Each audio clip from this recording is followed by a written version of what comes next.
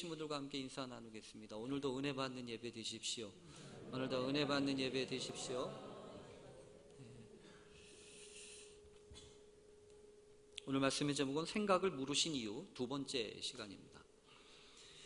살다 보면 가끔 생각하지 않았던 사건들과 일을 만나게 됩니다.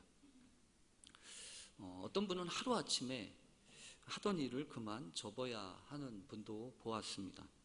또 생각지 않았던 중환병에 걸리는 그런 경우도 보았습니다. 심지어 어떤 경우에는 갑작스럽게 사랑하는 부모님이 위독하다고 하는 소식을 듣기도 합니다. 이렇게 저렇게 생각하지 않았던 일들이 이렇게 터지는 것들을 이렇게 볼 때면 우리도 하루아침에 이렇게 얼마든지 달라질 수 있는 거구나 라고 하는 생각을 하게 됩니다. 그렇게 갑작스럽게 다가오는 그런 사건들로 인해서 정말 속이 상할 때도 많지만 또 그래서 삶은 신비롭기도 합니다. 어느 누가 내일을 장담할 수 있겠습니까? 난 절대로 안 그래 라고 어느 누가 감히 이야기할 수 있겠습니까? 나하고는 아무런 상관없는 일이야 라고 누가 함부로 그렇게 말할 수 있겠습니까? 이런 일들 앞에 서면 우리들은 언제나 겸손할 수밖에 없다라고 하는 생각을 하게 됩니다. 어린 왕자라고 하는 이 책에서는 사막이 아름다운 이유는 바로 어딘가에 오아시스를 숨기고 있기 때문이야 라고 하는 말을 했습니다. 아마도 이 사막과도 같은 황량한 현실을 살아가는 우리들에게 정말 필요한 것은 어딘가에 있는 그 오아시스가 아닌가 싶습니다. 그러나 그와 함께 어딘가에 있을 오아시스만큼이나 필요한 것이 있다면 바로 눈앞에 있는 샘물을 올바로 알아볼 수 있는 눈과 안목입니다. 독일의 신학자였던 징크라고 하는 사람이 했던 유명한 현대인에 대한 에피소드가 있습니다. 어느 날 한 청년이 사하라 사막을 횡단하려고 했습니다. 그는 많은 물건들, 많은 장비들을 준비했고 또 무엇보다 중요한 식수를 준비했습니다. 그런데 길을 떠난 지 얼마 되지 않아서 식수가 바닥이 나 버렸습니다. 결국 그는 기진맥진하여 쓰러졌고 마침내 실신할 정도에까지 이르게 되는 그런 상황에 처하게 되었습니다. 그래서 한참 지난 후에 그가 겨우 눈을 떠보니까 눈앞에 야자수가 보이고 이 나뭇잎이 바람에 흩날리는 것이 이렇게 보이게 되었습니다. 그런데도 불구하고 이 청년은 내가 이제 죽을 때가 되어가지고 환각이 보이는구나 이런 생각을 하면서 애써 눈을 감아버렸습니다. 그러고 났더니 조금 있다가 이제는 물소리가 들리고 새소리도 가물가물 희미하게 들리는 겁니다. 그런데도 이미 포기한 그는 이제 내가 정말 죽는가 보다. 천국의 소리가 다시 들리네 이러면서 들려오는 소리에 귀를 닫고 맙니다. 이튿날 아침에 이 사막의 베두인 부자가 아들과 함께 이 오아시스에 물을 기르러 왔다가 이상한 광경을 하나 보게 됩니다. 그 오아시스 바로 옆에서 입술이 타 들어가서 죽은 그 청년의 모습을 발견하게 된 거죠. 그래서 그 모습을 너무 이상하게 보았던 아들이 아버지한테 묻습니다. 아버지, 이상해요. 이 사람은 물가에서 왜 목말라 죽었을까요? 그러니까 아버지가 그렇게 대답을 했대요. 얘야, 여기 죽어있는 젊은이가 바로 현대인이야. 현대인이란 어떤 사람인가에 대한 이야기를 이렇게 징크라고 하는 사람이 만든 거죠. 물가에서 목말라 죽었다는 이 현대인의 모습은 많은 것을 곁에 두고서 다 써보지도 못하고 죽어버린 이상한 현대인이었습니다. 다가오는 미래에 대해서 노후 대책 때문에 전전긍긍하다가 정작 오늘을 행복하게 살지 못하는 희귀병에 걸린 이 사람이 바로 현대인이었습니다. 늘 행복을 곁에 두고서도 다른 곳을 헤매며 찾아다니다가 일찍 지쳐버리게 되는 사람이 바로 이 현대인입니다. 행복은요, 어떤 경우에는 바로 앞에 있을 수 있습니다. 주위를 둘러보면 오아시스가 지천인데 우리는 여전히 물 이렇게 외치고 있는 건 아닌지 다시금 생각해 보게 됩니다.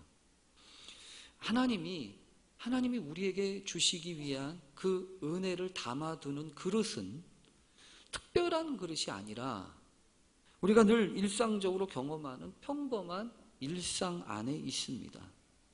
그래서 우리가 알지 못하고 생각하지 못했던 일들이 터지면서 우리들은 그동안 잊어버렸던 그런 생각을 하게 됩니다. 과연 무엇이 소중한가? 내가 그토록 중요하게 여기고 그리고 그렇게 애달게 이렇게 저렇게 힘썼던 것이 과연 정말 다른 거 희생할 정도로 그렇게 소중하고 귀한 것인가? 나에게 있어서 뭐가 소중한가 중요한가? 라고 하는 것을 돌아보는 그런 계기가 바로 그런 사건들 때문에 벌어지는 일입니다. 요 근래에 우리 교회에는 참 어려운 일들이 참 많이 생기는 것을 보게 됩니다. 우리 교회 교인이 아니지만 그 오선자 우리 권사님 뒤에 오셔서 예배를 드리셨던 그 남원에서 오셨던 한 권사님도 재발해서 다시 병원에 입원하셨다는 얘기를 듣고서 참 우리에게 마음이 안타깝지 않았습니까? 또 지난 주간에 우리 정우영 장로님도 갑작스럽게 위독해지셨다고 그래서 중환자실에 계셔가지고 이제 대기하라는 이야기를 듣고 난 다음에 교회에 아드님이 직접 전화를 주셔가지고 목사님 좀 와주세요. 그래서 가서 이렇게 뵀어요. 근데 지난 주만에도 그렇게 알아보시고 말씀도 하시면서 이제 다음 주에는 일어나가지고 재활 치료받고 나 다시 돌아갈 거야 라고 얘기하셨었는데 갑자기 폐혈증 이렇게 이야기하셔가지고 어려움을 당하는 이야기를 들으니까 야, 하루아침에 세상이 이렇게 달라지는구나 이런 생각을 보면서 그 장로님의 얼굴을 보면서 중환자실에 들어가서 장로님을 봤더니 아직은 의식이 있으세요. 아직은 의식이 있으시고 이야기를 들으세요.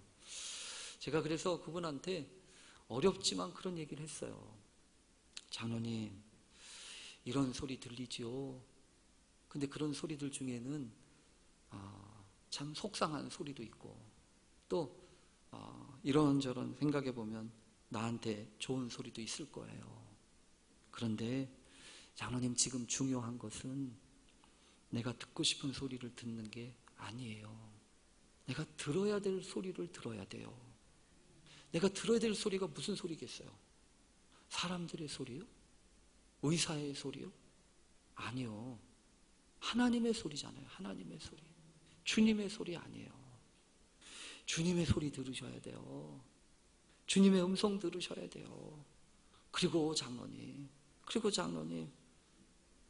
다른 사람들이 말하는 게 중요한 게 아니고 장로님이 하는 마지막 말이 중요한 거예요.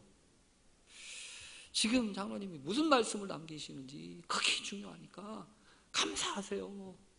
하나님 찾으세요. 그분이 알아들으셨는지 못 알아들으셨는지 모르지만 간절한 마음으로 기도하면서 그런 이야기를 하고 이렇게 나오는데 그게 어찌 남의 일이겠어요? 그게 어찌 다른 사람의 일이겠냐고요. 참 보면 우리에게 벌어지는 여러 가지 일들은요, 가끔씩 보면 하나님이 마치 우리에게 이렇게 말을 걸어오시는 것 같아요. 말을 걸어오신다고. 야, 너 지금 제대로 살고 있냐? 너 지금 너한테 중요한 게 뭐냐? 삶이 나에게 말 걸어올 때라고 하는 유명한 책이 있습니다. 가장 나답게 사는 것이 무엇인가라고 하는 부제가 달려있는데 여러분 그렇지 않아요? 신앙생활도 저는 그렇다고 믿습니다. 신앙생활도 저는 그렇다고 믿어요. 하나님이 내게 말 걸어오는 그런 경험을 가지고 사는 사람이에요. 하나님이 여러분에게 요즘 무슨 말씀 하십니까? 요즘 하나님이 여러분에게 어떤 말씀으로 다가가십니까? 꽃은 떨어지고 하루아침에 꽃이 떨어져가지고 푸릇푸릇해지는 것을 보면서 역시 10일 가는 꽃 없다더니 그렇구나 이런 생각도 들어요. 그러나 하나님, 오늘도 우리에게 말 걸어오시는 주님, 그 주님을 만나면서 하나님 오늘도 평범한 일상 속에 감추어 두신 하나님의 뜻과 섭리를 다시금 발견하게 됩니다. 그런 기도를 하게 됩니다. 여러분, 오늘 본문은 우리가 그동안 쭉 살펴보았던 말씀 가운데서 이렇게 우리가 놓치고 있었던, 지난 주간에 우리가 부활주의를 하느라고 이렇게 살펴보지 못했던 다시 이 마태복음에 있는 말씀을 오늘 우리가 살펴보고자 합니다. 근데 놀랍게도 보니까 오늘 본문에서 예수님이 질문을 하세요. 그동안 예수님은 여러 종류의 사람들로부터 오히려 당신이 질문을 받지 않았습니까? 예루살렘에 들어가신 다음부터 사람들이 하는 일마다 건건이 안티하면서 건건이 마치 태클하듯이 네가 무슨 권한으로 무슨 권위로 그런 일을 하느냐라고 하는 것부터 시작해가지고 가이사에게 세금을 바치는 것이 옳으냐 옳지 않느냐, 또 7명의 남자와 함께 살았던 그 여인은 도대체 이 남자들이 부활하면 누구의 여자가 되는 거냐라고 이야기하면서 말도 안 되는 이런저런 이야기를 하면서 질문하지 않습니까? 그러다가 여러분 기억하시죠? 어느 계명이 가장 큰 계명입니까? 이렇게 또한 물었지 않습니까? 그러니까 그동안에는 예수님이 질문을 받으셨어요. 근데 오늘 본문에서는 이번에는 달라요. 예수님이 물어보세요. 너희는 그리스도에 대하여 어떻게 생각하느냐? 누구의 자손이냐? 라고 물어보신다고. 근데 성경을 잘 보면 여러분 우리가 그것을 알게 됩니다.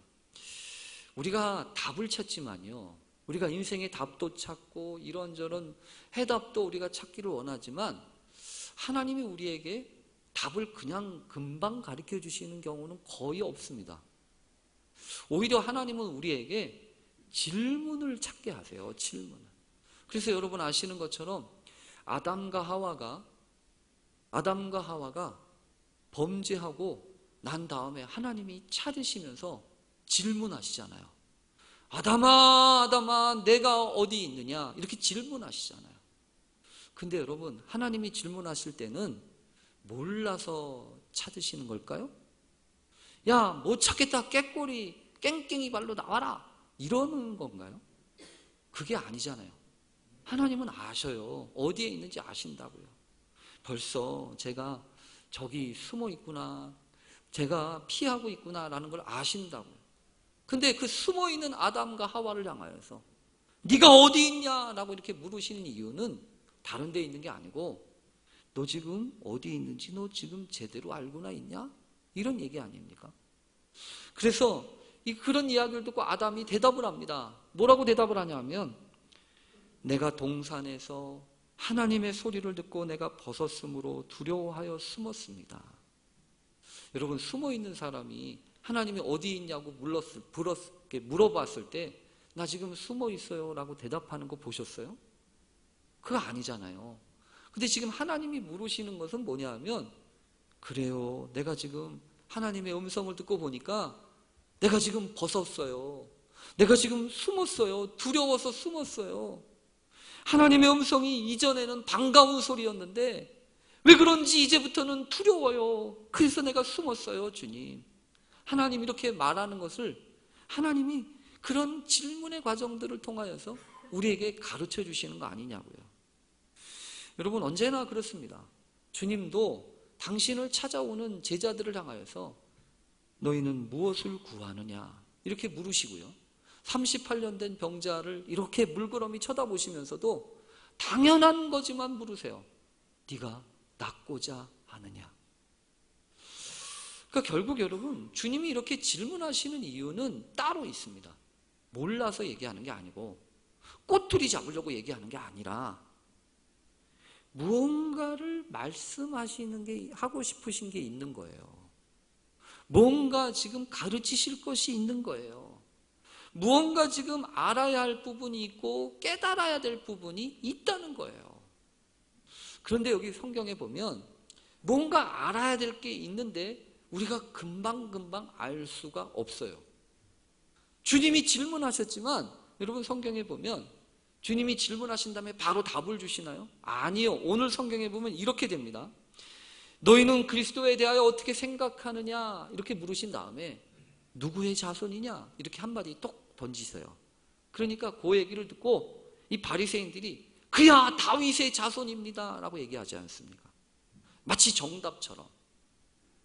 근데 여러분 마치 주님은 기다리기라도 하셨다는 듯이 맞다! 다윗의 자손이다.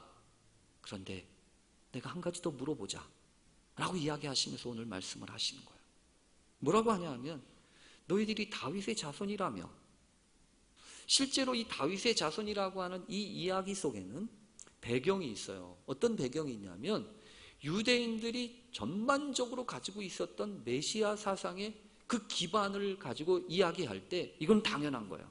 왜냐하면 여러분 아시는 것처럼 이 메시아, 구원자, 그리스도라고 하는 분이 어떻게 이 땅에 오실까라고 하는 것을 고민하고 있었던 이스라엘 백성들에게 하나님이 여러 가지 역사적인 환경을 통해서 예언처럼 주신 기록 가운데 다윗 언약이 있거든요. 사무엘하 7장에 보면 다윗이 하나님께 성전을 지어드리려고 했다가 하나님이 말리면서 약속처럼 주신 언약이 있습니다. 사무엘하 7장 12절과 13절에 보면 이렇게 약속하셨어요. 내 수완이 차서 내 조상들과 함께 누울 때 내가 내 몸에서 날 내 씨를 내 뒤에 세워 그의 나라를 견고하게 하리라. 그는 내 이름을 위하여 집을 건축할 것이요 나는 그의 나라 왕위를 영원히 견고하게 하리라. 이게 다윗 언약이에요. 네가 나를 위해서 집을 지어준다고? 아니. 그런 거 말고 내가 너를 위해서 집을 지어줄게. 그 대신에 내가 너를 위해서 집을 지어주는 그 집은 그냥 무너지는 집이 아니야. 영원한 집이야. 반드시 내가 너 후에 내 씨를 통해서 내가 이 나라를 세우고 그 나라가 영원하도록 내가 만들어줄 거야 라고 하는 약속을 하셨다고요. 그래서 성경에 보면요, 나단 선지자는 그렇지, 하나님이 분명히 약속하셨지. 그래서 솔로몬을 왕으로 세웁니다. 그 일에 힘씁니다. 근데 여러분 아시는 것처럼 솔로몬이 왕이 돼서 성전도 지었지만 그 끝이 아름답지 못하잖아요. 그 끝에 가서는 결국 나라가 두 조각이 나고 또 이방의 우상들을 섬기면서 타락하는 모습을 보이잖아요. 그리고 난 다음부터 계속해서 하나님의 약속이 헛된 것인가, 하나님의 약속이 이루어지지 않고 있는 것을 보면서 사람들이 다윗에게 주었던 언약을 새롭게 해석합니다. 이 약속은 언젠가 하나님이 허락하신 때가 되면 다윗의 자손 중에 참으로 신실한 하나님의 사람이, 하나님의 구원자가, 메시아가 이 땅에 올 거야. 그러니 우리는 그 메시아를 기다려야 돼 라고 이야기했던 유대인의 메시아의 기본적인 사상이 된 거예요. 그 안에는요, 이런 바람도 있습니다. 이스라엘의 역사 가운데 가장 전성기가 언제입니까? 다윗 시대예요. 정치적으로나 또 경제적으로나 사회적으로나 모든 것들이 최고조의 수준에 이르렀을 때가 다윗의 시대라고. 그러니까 다윗의 자손 예수여라고 이름 불렀을 때 그들의 마음속에는 어떤 생각이 있냐면요, 하나님 우리에게도 다시 다윗의 시대와 같이 왕성한 그 전성기의 나라를 회복해 주세요 라고 하는 소망이 있었던 거예요. 그러니까 이 다윗의 자손이라고 하는 이면 속에는 역사적인 배경도 있지만 거기에 뭐가 섞여 있냐 하면 인간적인 욕심과 생각이 거기에 섞여 있는 거라고요. 근데 주님이 여러분 그동안에 아무 말씀 안 하셨어요. 근데 오늘 굳이 따지고 드십니다. 어떻게 따지시냐면, 그래? 다윗의 자손이라고? 그리스도가 다윗의 자손이라고 이야기를 하시면서, 그러면 한 가지만 내가 너 묻자. 다윗이 성령에 감동되어 어찌 그리스도를 주라 칭하여 말하되 주께서 내 주께 이르시되 내가 내 원수를 내 발 아래에 둘 때까지 내 우편에 앉아 있으라 하셨도다 하였느냐? 여러분, 이게 무슨 소리냐면요, 이 시편 110편 1절에 보면 다윗의 시라고 해가지고 이 시편 가운데 한 기도문이 나오는데 다윗이 지었다고 하는 시편입니다. 근데 그 다윗의 시편에 보면 주께서 내 주께라고 하는 표현이 있어요. 앞에 나오는 주는 여호와 하나님을 의미하고 그 중간에 나오는 내 주라고 하는 것은 다윗이 꿈꾸고 노래했던 메시아 그리스도입니다. 그러니까 주께서 내 주께라고 이야기할 때 다윗이 그 메시아 그리스도를 주라고 얘기했단 말이에요. 그러니까 그것을 가지고 주님이 얘기하시는 거예요. 다윗이 그리스도를 주라고 칭했은즉 어찌 그의 자손이 되겠냐? 따지시는 거죠. 여러분, 이렇게 주님이 따지시는 이유가 뭔가요?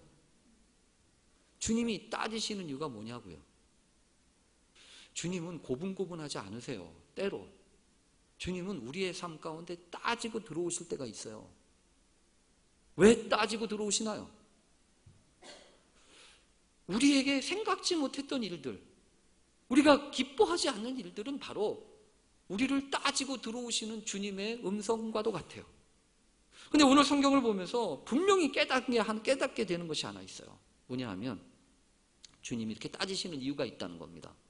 왜 그러냐 하면 하나님의 역사를 우리에게 가르쳐 주시기 위함이에요. 분명히 그렇습니다. 왜냐하면 하나님의 역사는 내가 이미 알고 있는 것보다 훨씬 크시기 때문에 그래요. 여러분, 우리는 항상 어떤 조건이나 환경을 중요하게 여깁니다. 그래서 여러분, 그렇잖아요? 이왕이면 하나님이 일하시려면 좀 더 가능성이 높을 때 하나님이 역사하시기를 바라는 마음이 있어요. 그래서 여러분, 아브라함과 사라도 하나님이 분명히 나한테 약속하셨지. 근데 시간이 지나면 지날수록 나이가 들고, 그리고 나이가 들어가면서 뭐가 없어져요? 가능성이 점점 없어져요. 그러니까 하나님이 약속을 하셨는데 하나님이 어떻게 일하시나 생각을 하는 이 아브라함과 사라한테 나이가 드는 것이, 시간이 가는 것이 점점 걱정입니다. 왜냐하면 가능성이 점점 없어지니까. 조건이 문제이니까요. 조건이 점점 나빠지니까요. 그래서 겨우겨우 생각한다고 하는 것이 무엇이었습니까? 더 나빠지기 전에, 더 가능성 없어지기 전에 빨리 내 몸종 하갈을 통해서 자녀를 얻읍시다, 이러는 거 아니에요? 여러분, 언제나 우리는 그래요. 언제나 조건이 문제예요. 상황이 문제예요. 아무리 좋은 비행기를 타면 뭐합니까? 기상이 악화되면 출발할 수 없는데, 세상에서 아무리 좋은 점수를 받았으면 뭐합니까? 나보다 더 높은 점수를 받은 사람들이 더 많은데. 그러니까요, 여러분, 우리가 하는 일은 뭡니까? 조건 싸움이에요. 삿바 싸움이라고요. 삿바 싸움에서 더 좋은 조건을 가져야 이길 수 있다고 생각한다고요. 왜 우리가 좋은 대학에 자식들이 가길 바랍니까? 더 좋은 조건에 갈 수 있으니까요. 왜 부자가 되려고 합니까? 더 좋은 조건에 가면 행복할 줄 아니까요. 근데 여러분, 하나님의 역사는 그런 게 아니잖아요. 하나님의 역사는 좋은 조건에 갔다고 좋은 결과를 얻습니까? 하나님은 그렇게 일하시지 않으셨어요. 오히려 100세가 될 때까지 기다리세요. 아브라함과 사라가 100세가 돼서 자기의 힘으로는 아무것도 할 수 없을 때까지 기다리신다고요. 팔팔했던 모세, 40대 모세는 쓰지 않으세요. 80 노구가 돼가지고 이제는 아무것도 할 수 없습니다 라고 이야기했던 그 모세를 하나님이 찾아가셔가지고 이제는 내가 널 쓸 때가 됐구나, 이러면서 슈퍼 파워라고 할 수 있는 절대 강자 바로의 그 권자 앞에 당당히 나가서 내 백성 구해내라고 하나님이 쓰시지 않습니까? 여러분, 이게 뭔가요? 하나님은 조건과 환경 가지고 일하시지 않으시는 분이라는 거예요. 여러분, 요즘에 이런저런 일을 보면서 그런 생각이 자꾸 들어요. 문제가 크면 답도 큽니다. 분명히 그래요. 짜잔한 문제면 짜잔한 답이 있고요. 내가 고민하고 내가 직면하고 있는 문제가 크면 클수록 주님이 주실 답도 훨씬 큽니다. 그러니까 여러분, 우리가 붙잡하고 우리가 이렇게 거기에 매여 있는 것들이 무엇인지를 다시금 보아야 합니다. 언제나 여러분, 하나님의 역사는 내가 알고 내가 경험하고 내가 알고 있는 것보다 훨씬 크세요. 그래서 여러분, 우리가 안 된다고 하지 말아야 합니다. 못한다고 하지 말아야 합니다. 끝났다고 하지 말아야 합니다. 주님이 된다고 하면 되는 겁니다. 주님이 하시겠다고 하면 하시는 겁니다. 우리에게 중요한 거는 두 가지밖에 없어요. 믿음과 순종이에요. 믿음과 순종으로 하나님 앞에 나아갈 때 하나님은요, 얼마든지 바꾸실 수 있어요. 그래서 오늘 성경에서 뭐라고 얘기합니까? 너희는 그리스도에 대하여 어떻게 생각하냐? 여러분, 오늘도 우리에게 주님이 물으신다고 믿습니다. 너희는 도대체 어떤 주님을 믿고 있냐는 거예요. 웬만하면 하시고 웬만하면 또 못하시는 그런 주님을 믿고 계십니까? 아니잖아요. 우리 주님은 어떤 분이십니까? 죄와 사망의 권세를 깨트리시고 남들 다 끝났다고 했던 그 순간에 하늘의 능력으로 부활하신 그 놀라운 능력의 주님이 아니시냐고요. 우리가 믿는 주님은 그분이에요. 그래서 오늘 우리에게 다시 물으시는 거예요. 내가 믿는 그리스도, 네가 믿는 주님은 도대체 얼마나 크냐 이거예요. 네가 경험하는 문제보다 크냐, 아니면 문제보다 형편없이 작냐? 우리는 고백해야 합니다. 하나님, 우리 주님이 문제보다 훨씬 큽니다.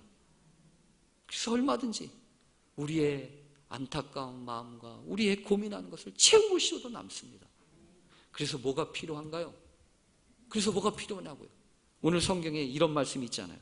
그러면 다윗이 성령에 감동되어, 여러분, 우리에게 필요한 게 있어요. 성령에 감동돼요. 성령으로 감동받은 사람이 되어야 한다고요. 여러분, 성령 받은 사람, 성령 감동받은 사람 어떤 사람입니까? 성경에 보면요, 성령으로 감동된 사람이 했던 첫 번째 징조가 있어요. 첫 번째 증상이 있다고요. 그건 뭐냐면 다른 언어로 말하기 시작하는 겁니다. 오순절날 성령이 임하게 되었을 때, 각자의 마음속에 하나님의 성령이 불같이 임하셨을 때 그들이 다 성령의 충만함을 받고 뭐라고 되어 있냐면 성령이 말하게 하심을 따라 다른 언어들로 말하기를 시작하니라. 그래요, 여러분. 성령의 사람들은 함부로 말하지 않습니다. 자기가 말하는 거, 자기의 감정 이런 거 쏟아내지 않는다고요. 이사야도 마찬가지 아니었습니까? 나야 화로다, 나야 내가 죽게 되었다 라고 이야기했을 때 성령이 임하셔서 제단에 핀 숯을 가지고 그 입을 찢어주시지 않았냐고요. 여러분, 성령은 사람을 묵상하게 하지 않습니다. 성령은 문제를 묵상하게 하지 않습니다. 성령은 조건을 따지지 않습니다. 오직 말씀을 묵상하게 합니다. 오직 주님만 향하게 합니다. 어느 때까지요? 예수님을, 그리스도를, 메시아를 주로 고백할 때까지. 주님, 이제 보니까 나의 주님이 아니셨네요. 이제 보니까 사람들이 내 주님이었고 세상이 내 주인이었네요. 그게 아니라 주님, 다시 주님이 나의 주님이 되어 주십시오. 그래서 세상의 능력과 사람의 힘으로가 아니라 주님의 능력으로, 그 부활하신 주님의 능력으로 나도 살게 해 주십시오. 그렇게 기도할 때 우리에게는 세상이 알지 못하는 놀라운 능력의 역사가 나타날 줄로 믿습니다. 그런 회복과 부활의 역사가 우리의 삶 가운데 이어지게 되기를 간절히 축원합니다. 아멘. 기도하겠습니다. 하나님, 자꾸만 눈에 보이는 게 커져 보입니다. 사람들이 하는 말이 왜 이렇게 마음을 흔들어대는지, 하나님, 주체할 수가 없을 때가 많습니다. 그러나 이제 바라옵고 원하옵기는 다시 주님을 바라보기를 원하옵고 주님이 다시 나의 주인 되어주시기를 원합니다. 어려움 중에 있는 사랑하는 교우들과 또 우리 장로님에게 하나님의 은총을 더하시고 다시 한번 주님 바라보며 소망 중에 나아갈 때 하나님은 얼마든지 어려운 조건과 환경을 뛰어넘어 일하시는 줄로 믿고 평범한 일상의 은혜를 다시금 누리는 귀한 믿음의 사람들이 되게 해 주옵소서. 감사하며 예수님의 이름으로 기도합니다. 아멘.